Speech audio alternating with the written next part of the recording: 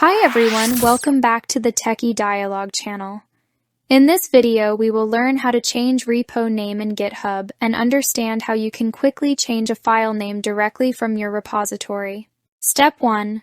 First open your web browser and go to github.com, which is the official website where all your repositories and files are stored online.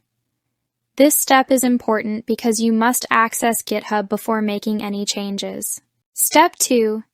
Now open the repository that contains the file you want to rename, because every file on GitHub is stored inside a repository. Selecting the correct repository helps you avoid editing the wrong project. Step 3. Click Settings. In the General section, find the repository name field near the top. Step 4. Click inside the repository name field and type the new name you want to use. Step 5. Click Rename to confirm the change.